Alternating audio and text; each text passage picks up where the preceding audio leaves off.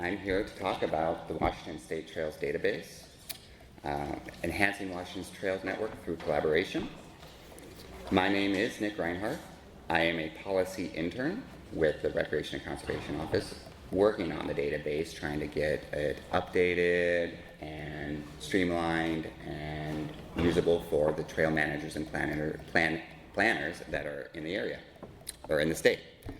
And collaboration is the theme of the project for sure, as this initiative's success is dependent on the collaboration of a multitude of entities who manage trails throughout the state. As I said, my name is Nick Reinhardt. Ben Donatelli is here. He is the project manager and a natural resources policy specialist. He has been an enormous resource for me, learning how all of this works and how its usefulness can be integrated, and he's really been awesome. So I'm going to give a brief overview of the presentation. Also, I have my other RCO peeps here. I didn't want to leave them out. Thank you all for supporting me. I appreciate that. Brief overview of the presentation, which is going to include a brief history of RCO. I'm sure many of you are aware of them, and then we're going to include how the Washington State Trails database came to be, the database development, functionality, stakeholder collaboration, challenges, and there are some, future work, and then we'll end on questions. So, as you may or may not know, the Recreation and Conservation Office is a state agency that manages grant programs and provides funding to local governments, tribes, nonprofits, and other organizations for outdoor recreation, habitat conservation, and stewardship of natural resources. And hey, this includes trails. In fact, we have 3 programs at RCO that contribute to developing and maintaining the trails in Washington State. 2 of them, the RTP, which was the Recreational Trails Program, and NOVA, provides funding for trails and facilities in the backcountry, which can be used for planning, development, and maintenance to support Washington State's recreational needs. And we have WWRP, the Washington Wildlife and Recreational Program, which is one of Washington State's largest sources of grants for outdoor recreational projects. The WWRP Trails category offers funding for development of non-motorized multi-modal trail systems. But other than providing funding, RCO's goal is to support agencies and organizations on the recreational benefits or planning that benefits all residents of Washington. And this database is meant to support the trail planners, managers, and workers so they have an accurate map of all the trails and their attributes in the state of Washington. So, I apologize if it doesn't look too flashy up there, but this is a look of what the Washington State Trails database looked like in roughly 2022 to 23. And so the reason for this, most agencies and organizations have trail data that's in different formats, which can result in a variety of different data types across the state. This fragmentation can make it difficult to connect, plan, and manage trails across multi-jurisdictional areas. So the database is a comprehensive tool aimed at consolidating paved and unpaved multimodal trail data across the state. And by addressing gaps and data completeness and accessibility, the database aims to ensure that every trail, from major state parks to community trails, is accurately represented for upkeep, planning, and development. But achieving this goal requires collaboration. And this is across multiple agencies, organizations, nonprofits, all working towards developing a common data platform that meets the needs of every stakeholder. Together, our goal is making Washington Trails a more connected, accessible, and valuable resource for everyone in the state of Washington. One caveat, though, that we would like to mention is that this database is not meant to replace the fantastic third-party apps that are out there for trail navigation or location. We're not trying to be in competition with those fantastic usable apps. While the data is free and accessible, its current primary purpose is to serve as an information hub for those managers, planners, and workers. So some key objectives with this database here is enhancing trail management and accessibility. The database serves federal, state, and local agencies, trail managers and planners, nonprofits, and user groups by implementing a unified data standard on a common platform.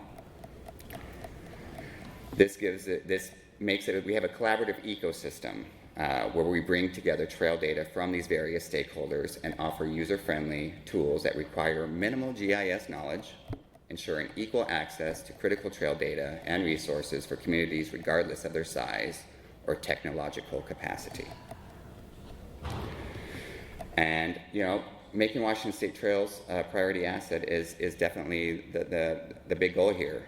By facilitating better decision-making through improved data management, the database can help in effective trail planning, maintenance, and perhaps provide funding or give guidance on funding allocation where those areas need to be met.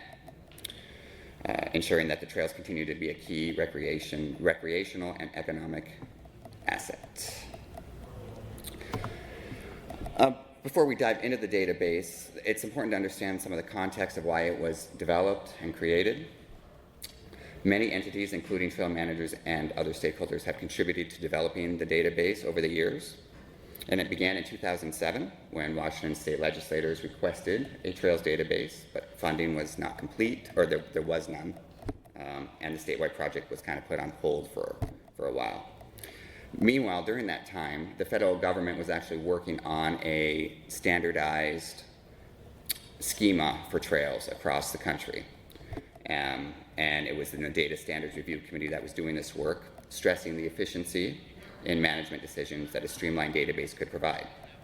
And this consisted of U.S. Fish and Wildlife, U.S. Forest Service, the Bureau of Land Management, and the National Park Service. Fast forward to 2014, and the state of Washington's Chief Information Officer's Geospatial Program Office acquired a non-highway and off-road vehicle activities grant, which is the NOVA, through the Washington State Recreation Office. And this grant provided them the initial funding to develop a statewide trails database based on those standards that the federal government created in 2009. And their idea was somewhat similar of the federal government, that using the same data standard would allow land managers and recreational users throughout the state to access and use the data regardless of any administrative boundary. Moving on to 2015 and 17, RCO and the OCIO, or the Office of the Chief Information Officer, collaborated further on Washington State trails and trailhead data layers. And the state legislature provided additional funding from the NOVA program to continue to work on this. They provided an updated trails data layer in 2017 and published it. Shortly after that, though, RCO commissioned a study to review the data and determine gaps and next steps that we could do to improve it. The study recommended developing a common platform for trail data management that allows partnering agencies to log in, upload, and edit their data and download the data set for their own use. In 2021, the state legislature commissioned RCO to update this database and create a new system that develops a network of paved and unpaved local, regional, and statewide multi-modal trails. The legislature asked the database to be developed so it can be collaboratively maintained and regularly updated with the help of state and local land managers and nonprofit organizations. And this involved an enormous amount of groups to come up with data standards that they all felt would be useful for them to make these decisions. Determining that what data exists and what support is needed to develop a shared system to identify and clarify potential uses of data and identify application requirements for uploading, maintaining, and analyzing the data were all goals that were sought out. And these workshops, which I believe over 40 different groups, 40, I believe, yeah, took place and to develop this common schema, an attribute schema that would be needed to manage this database. And this was to ensure that, no matter the jurisdiction, the data would be standardized and interoperable. 2024 is when I came in as an intern, and we'll get to my updates and my work here later on in the presentation. So that common attribute schema that was developed through all of these work groups is housed in this nice little icon here. It's not really how it's in our database, in the Washington State Trails database. And how it works is that when trail managers submit data using those data standards that created through those workshops, so if this was DNR, for instance, as they add their data to the database, there's a process where they would append or match the schemas to our schema for that standardization. And this includes trail locations, conditions, usage, among many others. The unified platform can help those trail managers and planners in numerous ways. This includes improved accuracy by aligning data with standards that evolved from the standards review committee, along with those workshops that RCO held with numerous stakeholders. We wanted to ensure consistency and reliability in trail information statewide. This was also supposed to reduce duplication, with multiple agencies contributing to the same platform. Redundant data collection efforts are minimized, creating a more streamlined and cost-effective process for maintaining trail data. And just more efficient trail management, as a centralized platform can make it easier for land managers and planners to access, update, and utilize trail data for a variety of purposes, from looking at what could be used for more maintenance or long-term planning. But importantly, cities and counties can regularly update this information, ensuring that the database stays current and reflects ongoing changes in trail infrastructure and conditions. And when I mean cities and counties, I mean every stakeholder, small communities, anybody that manages trails in that area. This collaborative ecosystem will allow Washington's trails to continue thriving, providing recreational and economic benefits across the state was the idea. And by leveraging this data model, we can ultimately make data-driven decisions that will improve Washington's trail network. These decisions can range from increasing trail accessibility for all users to enhancing trail sustainability through hopefully better planning and resource allocation that the database can hopefully provide for them. And some of the reasons, some of the goals here was that, yes, a survey from RCO found that 90% of Washington's residents walk, hike, or use a mobility device to travel on a trail at least once last year. 61% walk, hike, or use a mobility device on a trail once a week or more. As Washington's population grows and outdoor recreation becomes more popular, demand for well-maintained and accessible trails continues to rise. The database can help those planners respond to these trends by providing up-to-date, accurate information to support decisions related to any development, maintenance, or anything else that could possibly be needed. And this includes, like I said, trail surfaces with ADA compliance, supporting the development of trails that meet the need of all Washington residents.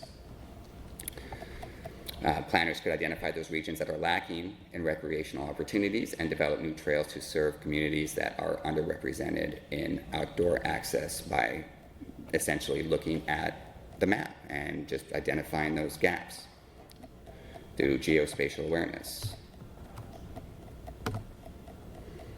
It can also, like I said, connect to existing trails and identify those gaps.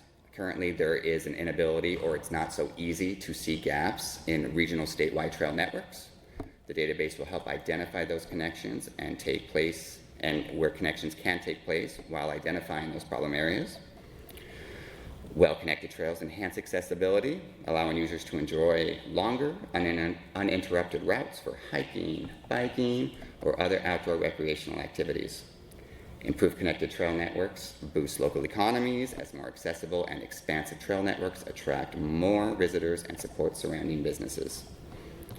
By identifying where trails suddenly end, locating missing links, or recognizing where new trails could help connect communities or extended recreational routes are all goals that this database aims to serve. And as mentioned, planning. This can play an important role in the database for information for those trail managers, planners, and whatnot. The database can keep track of trail development and can help allocate those limited resources effectively. This can help ensure trails remain safe and usable, especially as trail usage increases with those upward trends. Well-maintained trails, as I'm sure we all know, can contribute to a better outdoor experience by preventing accidents or just while preserving the natural beauty of the surroundings. My experience with trails really started when I love botanizing, and so I rely on the trails to look at the floristic diversity of those forests. And I think this conference really illuminated for me all the hard work that goes in from all of you guys, and I truly appreciate that, and I hope that, you know, we can find some use for this to make it more efficient.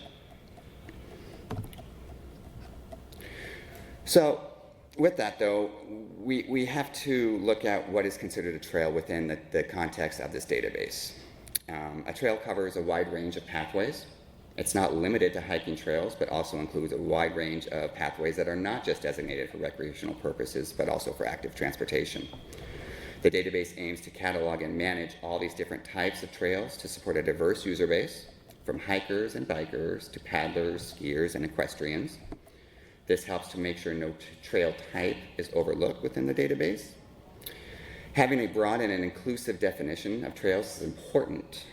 This helps ensure that all those types of outdoor enthusiasts are represented. And so the database helps track the different type of trails and how they are used, which in turn can help those managers and planners allocate those resources more effectively. So we have multimodal purposes. If the trail is used, has a multi-use purpose. If it was purpose-built, such as for bicycles, equestrians, off-road motorcycles, all-terrain vehicles, and four-wheel drive vehicles, we would like those in our database. Designated paddling, skiing, or boating routes we'd like. And part of a road, if it's a continuation of the trail, is also important. And we'd like that in our database as well.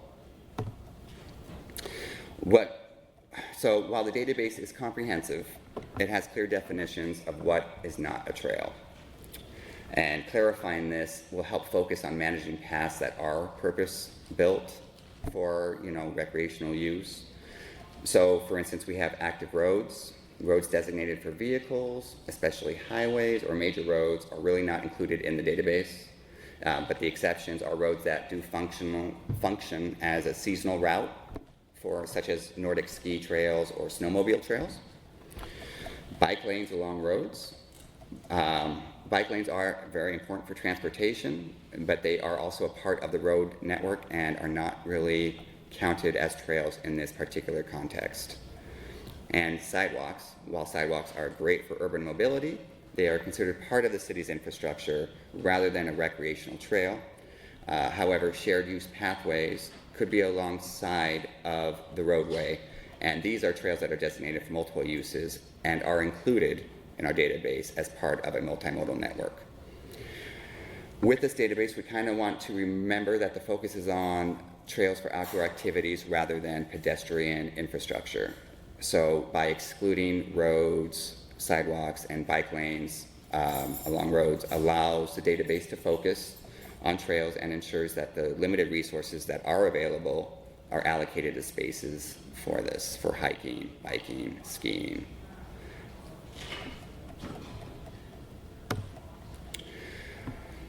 So we have many attributes in our database, over 50. And each trail in the Washington State Trails database includes the specific attributes that would provide the information, relevant information for these managers and users with the necessary information for any planning, use, analysis. And often they're not all filled out because 50 attributes is a lot for a trail. But the idea is that they would help. Having those 50 helps ensure that the database remains standardized and accessible for all stakeholders. So just a brief glance at some of the more relevant ones, most likely, are trail surface. It's an important attribute because it affects the usability of the trail for different activities, including hiking, biking, and ADA access, and can help plan trail connections and other maintenance uses. Primary use is also important, so managers and planners ensure the trails are maintained according to their primary purpose. And segment ID, many trails are broken down in segments, which is a line between two junctions, or a break in a trail where fundamental attributes change. This could be surface, width, compliance in ADA, jurisdiction. So like a trail that intersects with a road, for example, would be segmented and noted in the database as such. And these distinctions are important because they allow planners and trail managers to understand the specific conditions of each trail segment, ensuring that maintenance, accessibility, improvements, or jurisdictional responsibilities are applied appropriately. By segmenting trails, the database provides this granular detail on what sections of a trail may need to require that specific attention. Just a few other ones. Physical condition of the trail.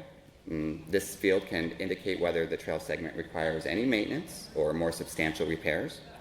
We have a domain range that's set in, so when planners or managers put in the trail, we have a set domain from A to F. A being fully functional to F being needs new construction. Ratings align with those federal trail data standards that were set out in 2009. We also look at trail usage. The database can track trail usage patterns, which allows planners to identify which trails are experiencing heavy use, and that may need upgrades to accommodate those more visitors to protect, sensitive ecosystems, or just better make it more accessible for the community.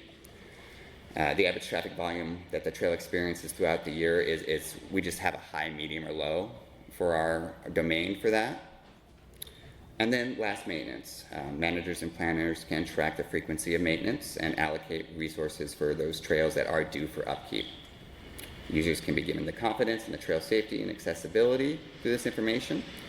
And we have many more attributes, including data manager, accessibility status, directionality, trail width, length, and many more.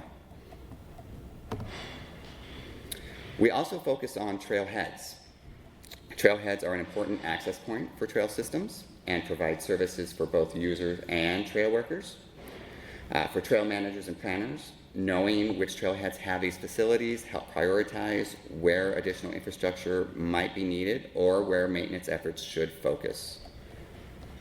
Connections between trails and campgrounds support both recreational use and tourism, and the database can help users or trail workers find those trails that connect to these trailheads.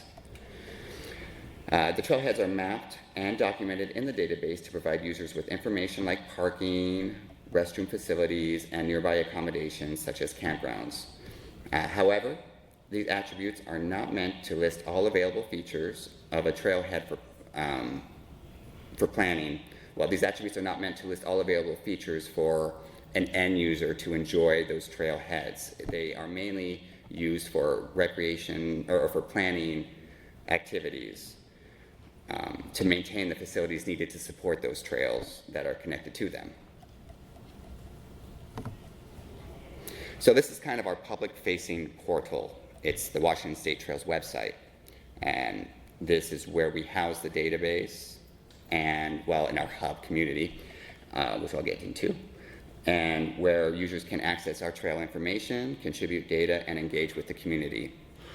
The website is designed to be user-friendly, providing both trail enthusiasts, as they are also more than welcome. Our data is free and accessible, and managers with the tools they need to explore trails and contribute to the database.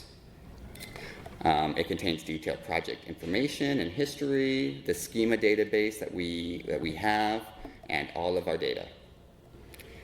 Users can follow our initiative, or if a data manager can create an account to contribute trail data. And if you are a trail manager, planner, we highly encourage you to create an account and contribute that data, which will help us ensure that the database stays as up to date as possible. And I can probably, I'm just gonna go through it, but okay. So our hub community is, when a trail manager, planner, or GIS practitioner creates an account, they join the community, our hub community. And this is a collaborative and community-driven space where data can be shared and refined to ensure Washington trails are well-maintained, accessible, and up-to-date. The primary goal being to bring these different stakeholders together and work collaboratively. It is a content management system through a secure login. Those that have submitted data will be able to make live edits to their trail and trailheads through our interactive trail editor, which is currently we're working on it right now. It was functioning previously. So, you always got these some areas of improvement, so we are working on getting that back up live, and it will be soon, we hope. The data, you can use analyze tools to find spatial relationships, looking at how many miles of trails are in certain communities, where possible you could find better ways to connect those communities or give them other recreational trails to enjoy. And the GIS, you don't need a lot of GIS experience, really little to no. It is very intuitive, where you just draw, once we have the data, all you do is you just draw the line on the map and then fill out the attributes through a pull-down menu. But the success of this project relies heavily on the collaboration between multiple entities, government agencies, nonprofits, trail managers, planners, local communities. Trail users could definitely be a help.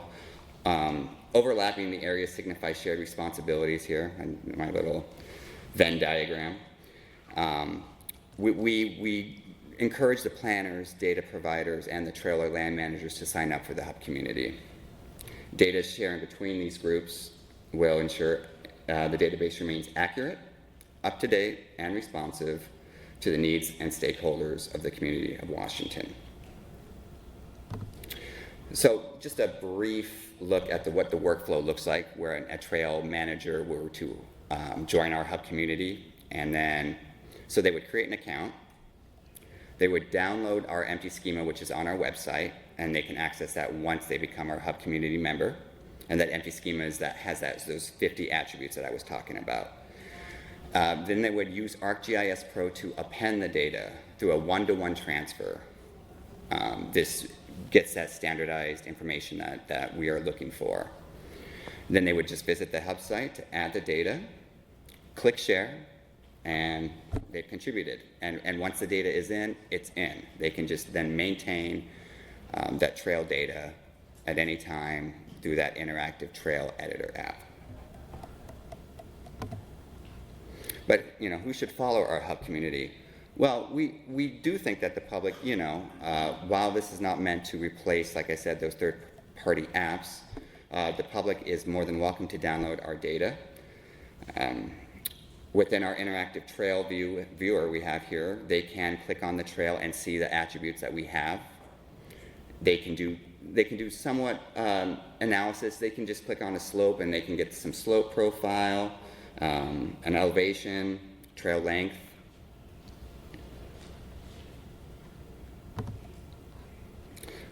So let's talk about my role. So I was brought on about 5.5 months ago, and my role involved cleaning up the existing trail data, which includes reviewing and refining data to ensure it's accurate, consistent, and aligns with the standards needed for the Washington State Trails database. I look for missing or misappropriated attributes, outdated information, and other discrepancies. Having the correct attributes obviously is very important for any analysis that they would like to do. Another task is outreach to various stakeholders. I have reached out, I've sent hundreds of emails to anybody that I think that could have had trail data in the state, from federal, state, local communities, small cities, anybody. So And I'm trying to work to build relationships with these stakeholders and emphasize the benefits of joining the hub community. And I also assist with importing data to ensure that the data sets are in proper form and align with that common attribute schema we have. And additionally, I provide guidance and help resolve various issues related to either the hub community or database, or respond to data managers that might need a hand in working with it or appending.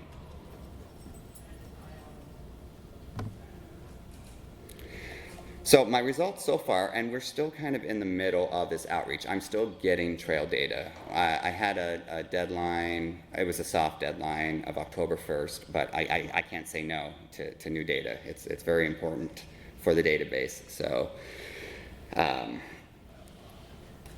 but as part of the ongoing efforts to keep the Washington State Trails database accurate and up to date, we have brought some significant improvements to it. We've had 17 new accounts, allowing more agencies, local governments, and nonprofits to contribute and access this important trail data. Over 20 submissions have been made from various stakeholders, ensuring that we are continuously adding the latest trail data in the database. And in this update, I have calculated so far, we've had over 7,000 trails and segments that have either been updated or added. And while that sounds like a large number, there's still so much more out there that I would love to get.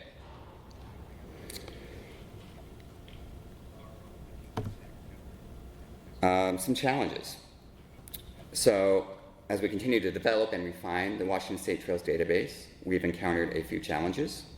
With so many different sources of trail data, it comes in many forms, often missing attributes relevant to planners and managers.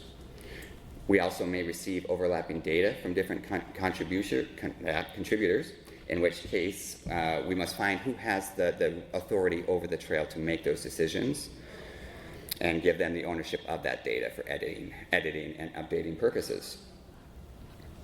And we do have some gaps and duplicates that we are still trying to fill.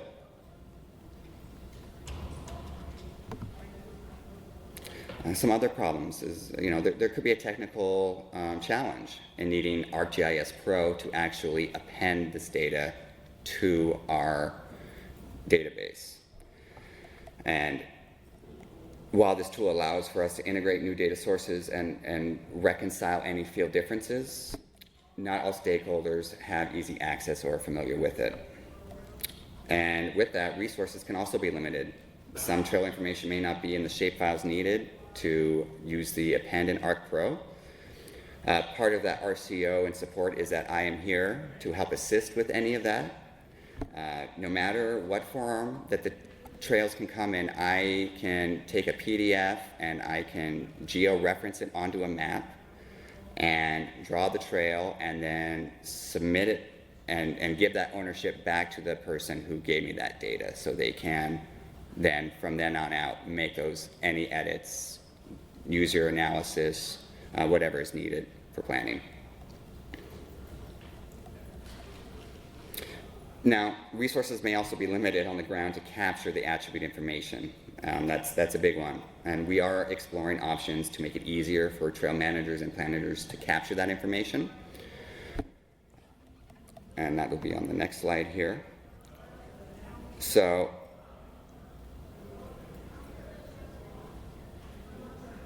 once the outreach cycle is completed, I will merge all the trail data and provided by the stakeholders into a single layer and merge with the database.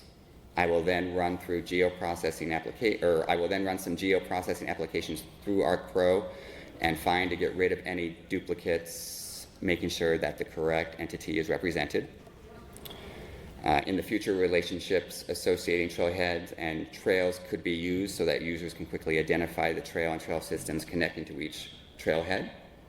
I would like to create a dashboard that would give an interactive view of the relevant and most pertinent trail attributes to be used, where you can just zoom in on the area and you'll have stats to the left of whatever, length, miles, distance from the community. I'm working on that, or will be shortly. I would like to also do a survey 1, 2, 3, and that would help capture the important trail attribute information when there are boots on the ground with the trail workers out there, where they could just have maybe put it on their phone and just do these quick pull-down menus mentioning the surface, and then they can just update it to the database. We will continue to expand our network of data contributors and fill in the gaps as time marches on. And our CEO, we're always looking for suggestions or ways to improve. And my main goal is to help us help you.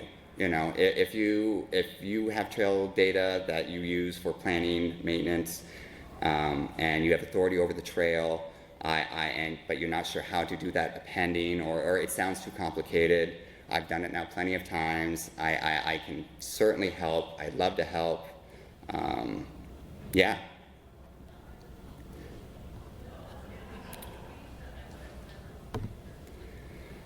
Just before we get into some questions, I'm just curious, just a couple of prompts, what would you guys like to see for future developments? How do you envision using this data, and what can we do to improve the completeness of trail data in your area? This is something that I wouldn't mind you guys mulling over, but we can certainly go into questions as well. Yeah.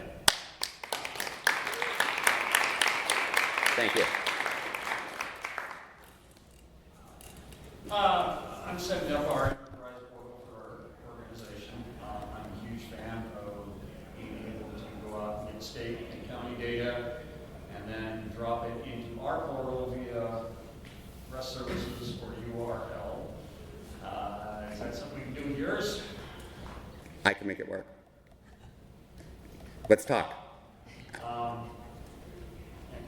I've had mixed success with this. Sometimes I can actually get it in there, but I can't export and such. If we can trip those things so we can have it fully functional, that would be really super. Okay. And Yeah. I can just check the authoritative box and pass the metadata on to you. There you go, right? My work is done. All done. Yeah, let's chat after this. And yeah. Anybody else? Yes.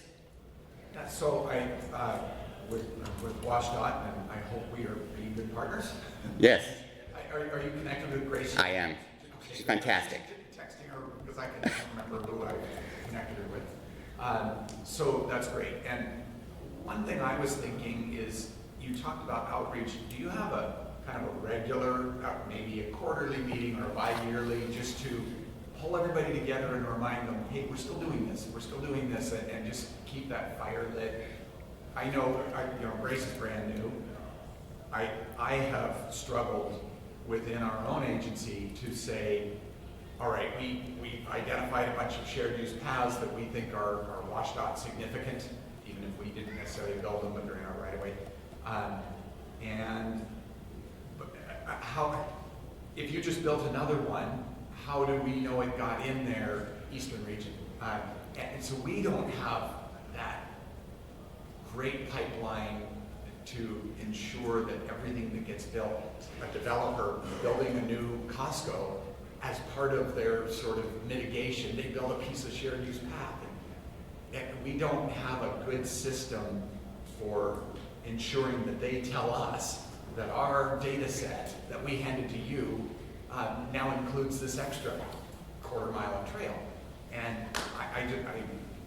thinking about that community you talked about, to help people figure out what does a healthy data stewardship system look like, and what are some different ones that people have tried, and how did they make them effective? Yeah, so I think we're still deciding if we would do an annual or every 2-year outreach program. And I think part of that, the trail editor would help with keeping that data current, but you need that person there to actually capture the data. So while I think Survey 1, 2, 3 would help with that, it's making sure that it is the right person and the right data. So we're still working out some of those finer things.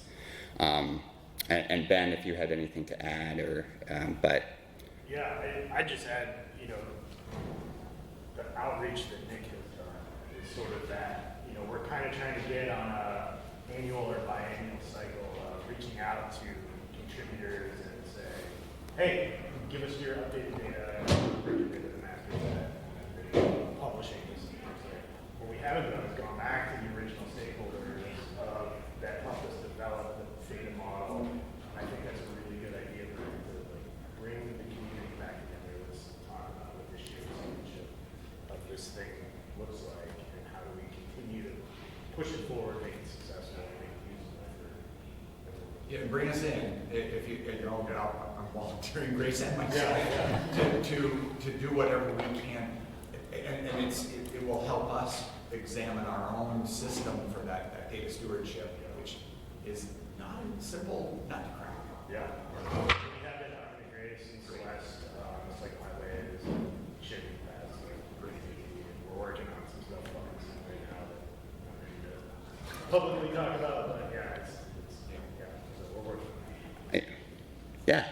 Do you keep track of who submitted the trails line, and how do you handle trails on lands that were submitted by people other than the land manager? I look at the wildlife areas in Kittitas County, and you have a bunch of trails there that I know from previous versions, they're on old green dot roads, a lot of them are mislabeled even as to the uses that are allowed. So how do you make sure that, I know the state agencies are all trying to really rein in and make sure that they control their trail systems and villages or roadways? That takes a little bit of geoprocessing from ArcGIS Pro. I would run what's called a point intercept with a buffer, and I would look at where these trails are overlining if we have duplicates. And I'm not talking about that, I'm talking about trails, for example, in a wildlife area that doesn't have designated trails. So who's submitting those trails, and how do you make sure with the wildlife manager that those trails are compatible with their use of land? So far, Jennifer, we've been reaching out to the land managers only and getting submissions from them. And so we're trying to limit that who are the allowed contributors in the system. So I'm looking at the data now, and it has stuff that did not come from the land manager. I'm just curious, are you going to filter that data out and then never update? We have incorporated patched versions of this, like Nick said, this is an effort that's gone back to 2014. So we've been sort of building off of that original effort. The data is in there. We're continually looking at it and trying to refine it. Can you flag it as unverified? You know, just the thing that's just It would be very easy to probably just add an extra attribute, and yeah. I mean, I know in my trails database, I tag where I got the source from, so that I know there's overlaps who I chose. But it also lets me magnify, I distinguish between official and these are other trails. Yeah, and we've got flex. Yeah.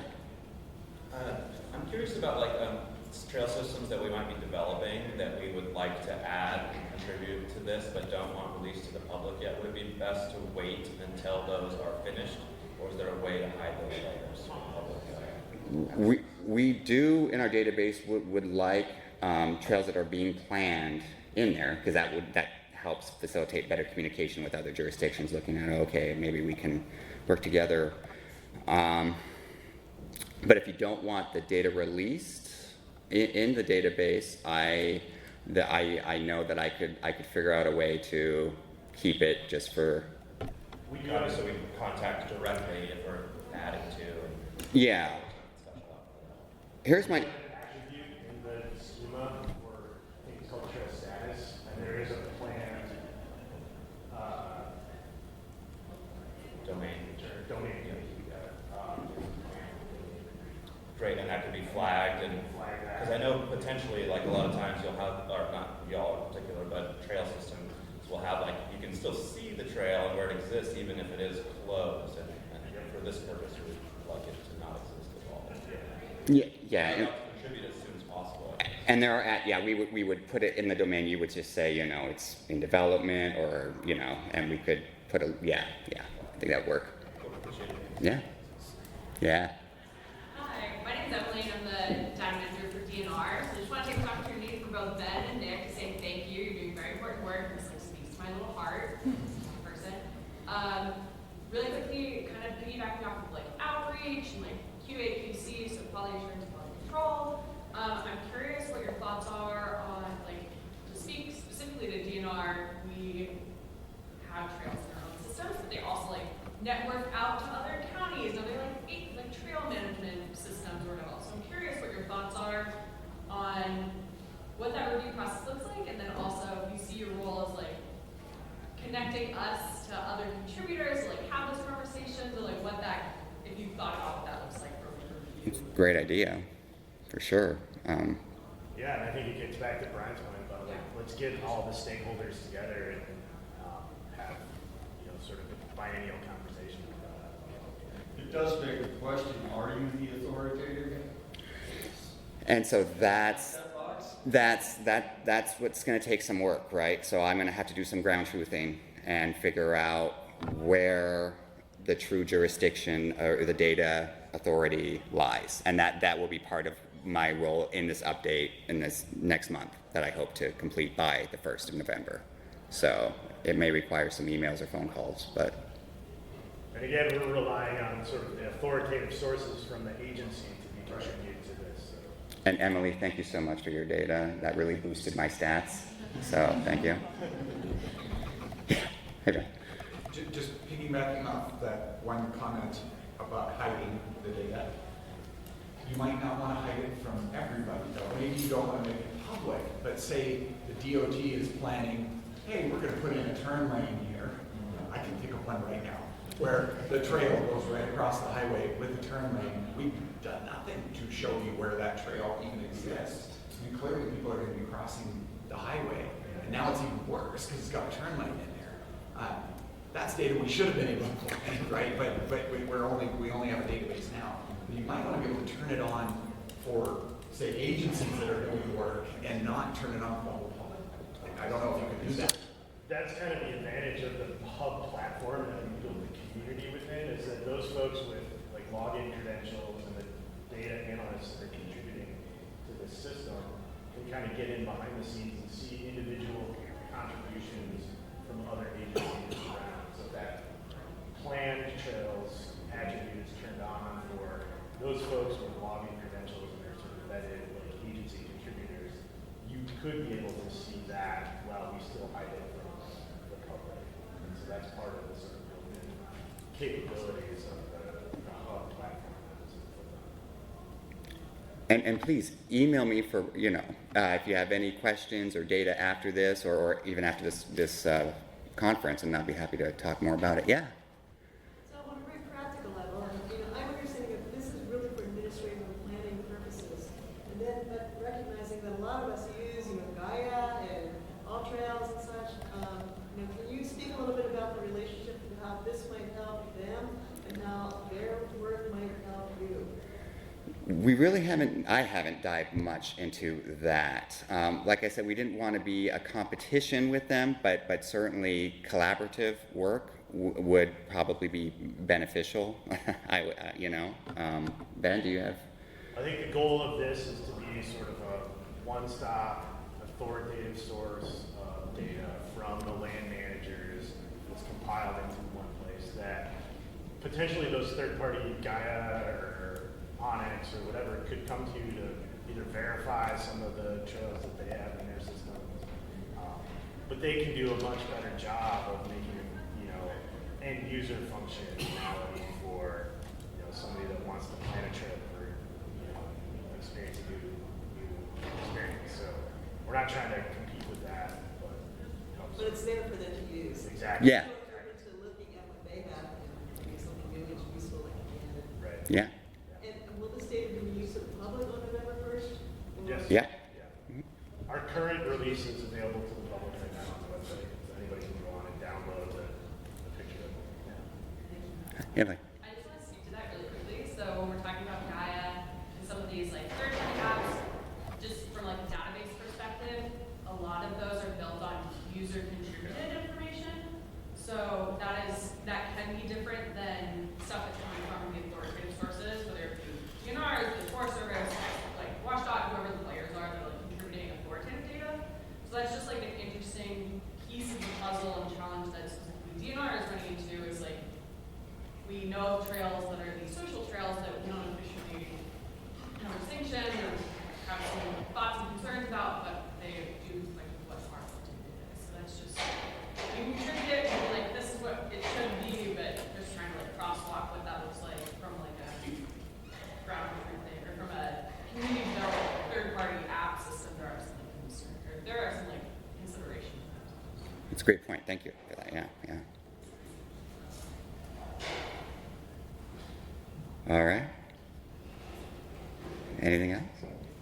Of course. Last thing from the last presenter, he made this big distinction between ADA and ABA. Is that something you're going to be trying to do?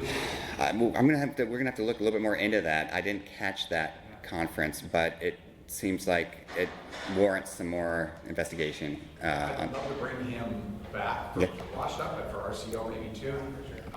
He has a 3-hour training workshop. Interesting. Yeah. Yeah, I would love to. Yeah, yeah. I mean, anything that makes this more useful.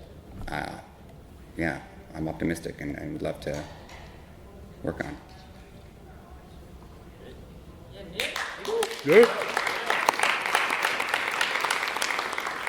Thank you. Thank you all.